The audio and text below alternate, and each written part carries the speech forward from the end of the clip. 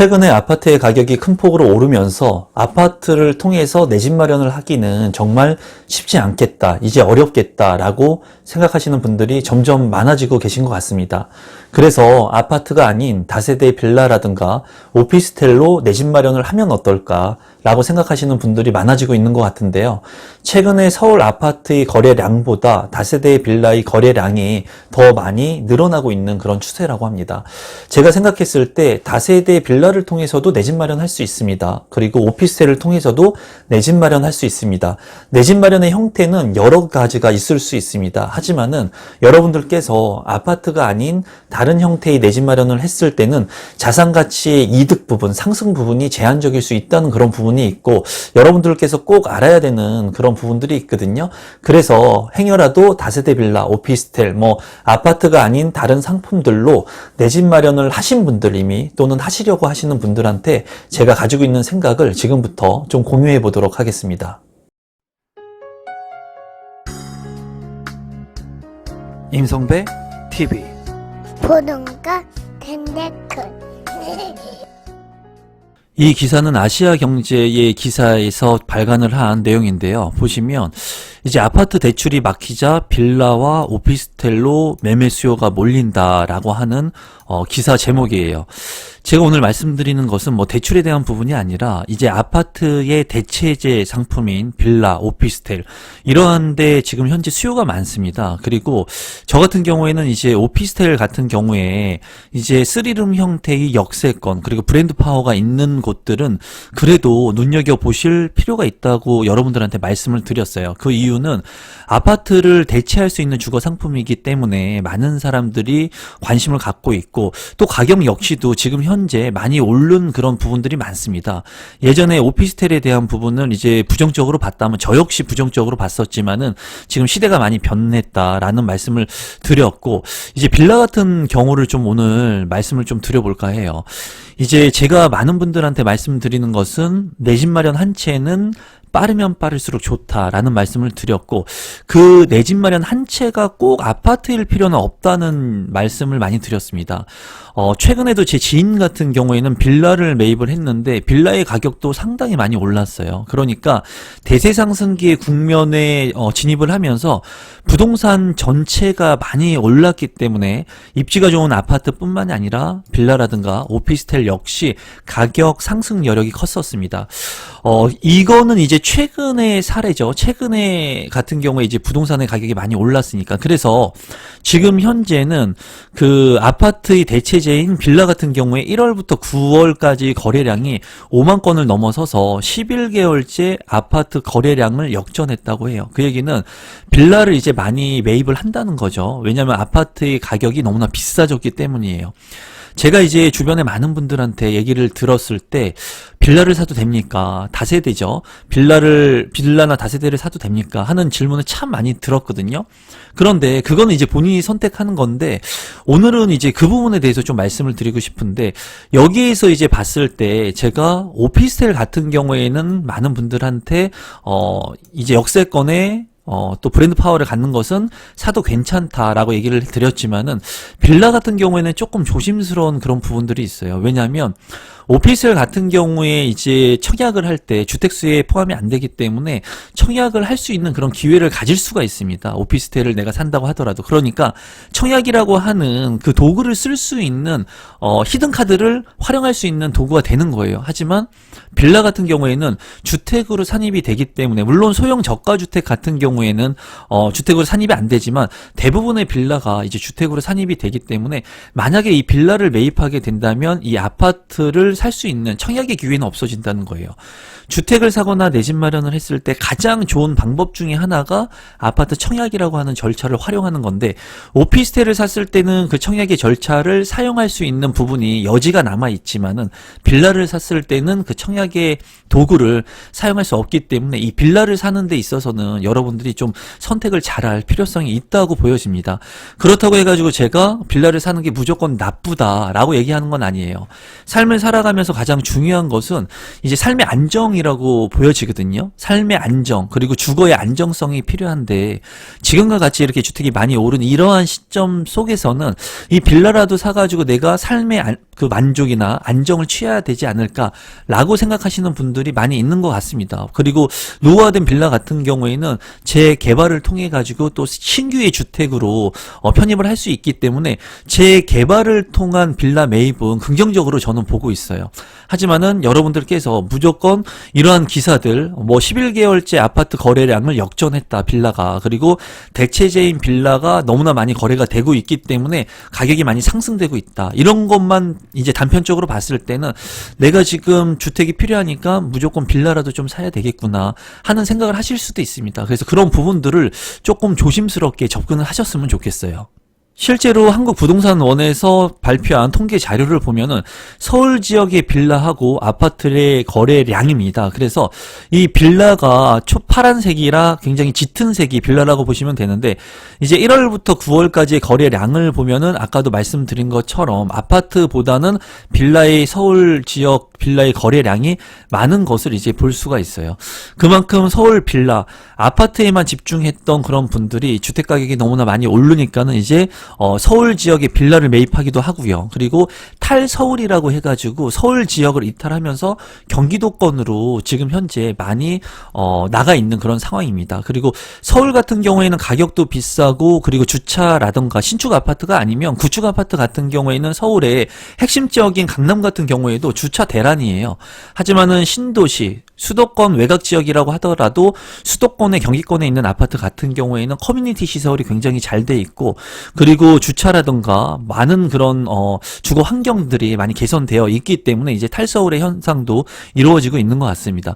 이런 기사들을 보면서 우리 구독자분들 중에도 아마 이렇게 빌라의 거래량이 많고, 그리고 빌라의 가격도 많이 상승을 하고 있으니까 내가 이제는 아파트에 청약을 해가지고 당첨되기는 쉽지 않으니까 빌라라도 지금 빨리 사야 되는 게 아닌가 라는 생각들을 하실 수 있어요. 그리고 그 생각이 나쁘다는 말씀은 아닙니다. 제가 누차 말씀을 드리지만, 하지만은 이 빌라를 샀을 때 내가 주거의 안정을 위해서 빌라라는 그 주택의 그 아파트의 대체재를 선택해가지고 살면은 괜찮습니다. 하지만 중요한 것은 자산 가치의 상승적인 측면으로 봤을 때는 이 빌라의 가격 상승이 아파트의 가격 상승을 따라가기에는 쉽지가 않습니다. 물론 재개발 같은 경우에는 충분히 상승 여력이 많지만은 그냥 내가 봤을 때 그냥 괜찮은 빌라, 그런 것들을 선택했을 때는 가격 상승 여력이 굉장히 작을 수 있다는 거예요. 이런 부분들은 뭐냐면 내가 투입하는 투입 자금, 투입 비용을 봤을 때 그 투입 비용을 가지고 최대의 이익, 최대의 수익률을 남기는 게 중요하거든요. 물론 그 자산의 이익 측면에선 그렇습니다. 하지만은 주거 삶의 안정 측면에서는 그 이익을 떠나서 내가 정신적으로 스트레스를 안 받고 내 집 마련이 필요하다고 해가지고 빌라를 사신 분들 같은 경우에는 뭐 양면성이 있기 때문에 어떻게 뭐 어느 게 좋다 설명을 드릴 수는 없지만 이제 전략적으로 두 가지 선택을 할 수가 있다는 거예요. 만약에 내가 빌라를 사신 분들이 지금 이 영상을 보고 계시다면 빌라에서 살면서 2년 거주하시면서 비과세 여건을 만드시고 안정적으로 사시면서, 그리고 이 빌라에 2년 동안 살고 있으면서 2년 이후에는 1주택 처분 조건으로 청약 신청을 할 수가 있겠죠. 1주택자 같은 경우에는 지금 현재 처분 조건으로 청약 신청을 할 수가 있죠. 일부 지역에서. 그리고 그 규제 지역 중에 평형대가 크거나 하면은 그 조건에 따라 가지고 1주택 처분 조건으로 청약 신청을 할 수가 있습니다. 다만 75%의 배정을 무주택 서민들한테 해주기 때문에 무주택자가 당첨될 수 있는 확률이 훨씬 더 높다는 거예요. 빌라를 매입한다고 해가지고 청약의 기회를 아예 상실하는 건 아니지만 뭐 특별공급의 조건이나 이런 것들은 모두 상실을 하고, 그리고 1주택 처분 조건의 그런 것들을 활용할 수가 있습니다. 하지만은 이 빌라를 매입하신 분들 같은 경우에는 이제 청약의 조건이 아예 상실됐다고 생각하시는 분들도 많거든요.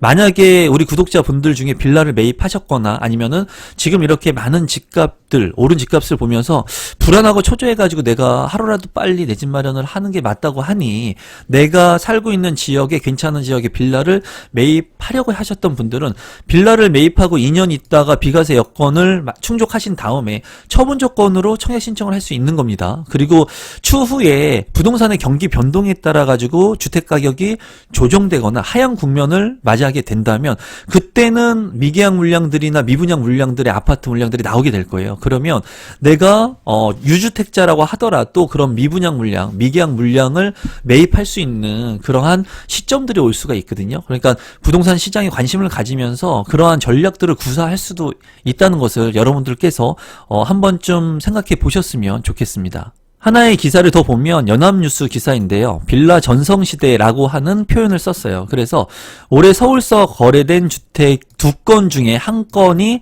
차지하는 비율이 빌라라는 거죠. 그만큼 연립 다세대 1월부터 9월까지 굉장히 50% 가까이의 통계 집계 이래 최고치의 거래가 이루어졌다는 겁니다. 서울 아파트의 빌라 매매 비중 추이를 2015년도부터 2021년까지의 거래를 본 건데요. 이거 같은 경우에는 이제 2015년도의 부동산 시장을 제가 잠깐 회귀를 해보면은 저도 제가 분양을 받았던 시기들이 2016년도, 18년도 뭐 이렇게 계속 있었습니다. 19년도.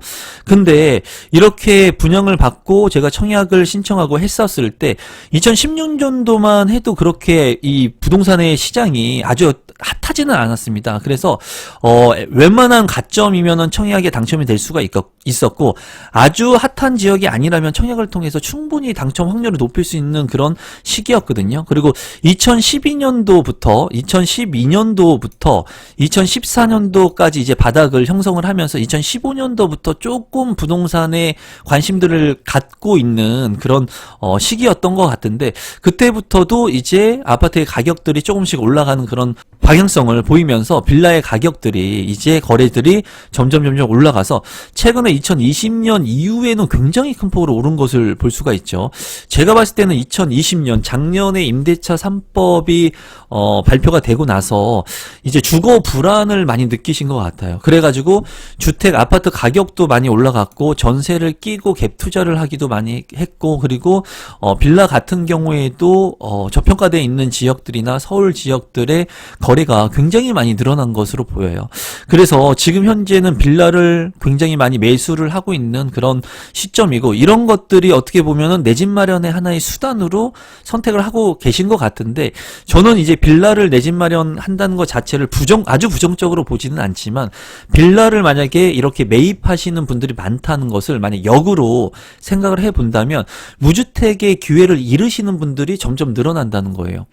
많은 분들이 무주택자여서 이제 아파트 청약을 통해 가지고 내 집 마련을 할 수 있는 기회, 특별 공급의 조건을 활용할 수 있는 기회를 가진 분들이 만약에 100명이었다면은 이제 49명이 예를 들면 49명이 이 빌라를 샀기 때문에 무주택자의 조건을 상실하게 된다는 거죠. 기회비용을 어떻게 보면 잃는다는 거예요. 물론 1주택 처분 조건으로 청약 신청을 할 수는 있겠지만 무주택자로서의 지위는 잃게 된다는 거죠. 그러면 이제 1년이나 2년, 3년 안에 주택의 공급들이 만약에 이루어지는 그런 시점들이 됐을 때는 무주택을 유지하시는 분들이 어쩌면은 청약 당첨이 될 수 있는 확률이 더 높아진다는 겁니다. 다만 주택 공급 물량이 지금 현재 많이 예정되어 있는 것은 아니기 때문에 그런 부분들이 좀 단점적인 부분이라고 보여져요.